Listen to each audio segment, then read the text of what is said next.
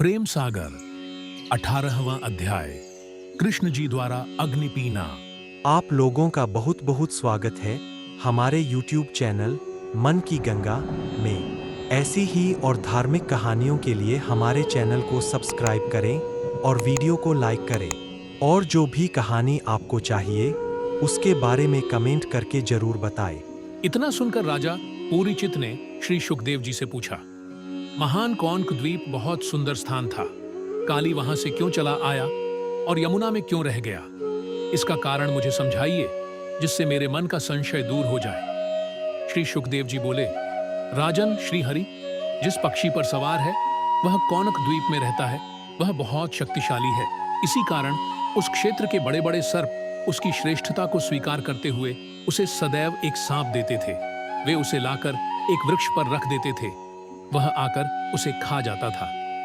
एक दिन कद्रु नामक सर्प के पुत्र काली ने उसके विष का भ्रम करके विष्णु के पक्षी का भोजन खा लिया। इसी बीच वह पक्षी वहां आ गया और दोनों में बहुत लड़ाई हुई। अचानक काली ने सब कुछ खो दिया और मन ही मन सोचने लगा, मैं उससे कैसे बचूं और कहां जाऊं। ऐसा कहकर उसने सोचा कि यदि वह यमुना के किनारे वृंदावन में जाकर रहने लगे तो बच सकता है, क्योंकि पक्षी वहां नहीं जा सकता। ऐसा सोचकर काली वहां चला गया। राजा पूरीचित ने पुनः सुखदेव से पूछा, मुनिवर, मुझे बताइए कि वह पक्षी वहां क्यों नहीं जा सका। सुखदेव जी ने कहा, राजन, एक समय की बात है। सुभीष आशी यमुना के किनारे बैठे हुए थे। यमुना के किनारे भक्ति में लीन थे। विष्णु जी के पक्षी ने वहां जाकर एक मछली को मारकर खा लिया। तब आशी ने क्रोधित होकर उसे यह शाप दे दिया कि यदि तू फिर कभी यहां आएगा तो जीवित नहीं बच सकेगा। इस कारण पक्षी वहां नहीं जा सका और जब से काली वहां गया तब से वह स्थान काली का भंवर कहलाया।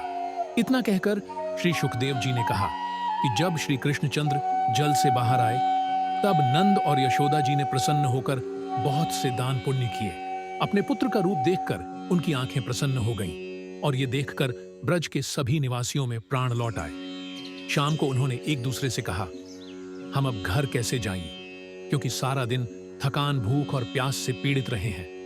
रात यहीं बिताए और सुबह वृंदावन जाए। ऐसा कहकर वे सब सो गए। आधी रात को भयंकर तूफान आया और हर तरफ आग लग गई।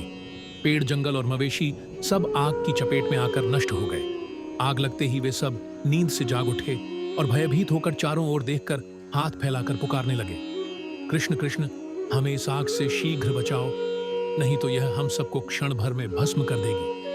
जब नंद और यशोदा सहित ब्रजवासियों ने इस प्रकार पुकारा, तब श्री कृष्णचंद्र जी उठे और क्षण भर में आग को पीकर उनकी सारी चिंता समाप्त कर दी। वे प्रातःकाल ही वृंदावन लौट आए और घर घर में खुशियां और बधाई के गीत बजने लगे।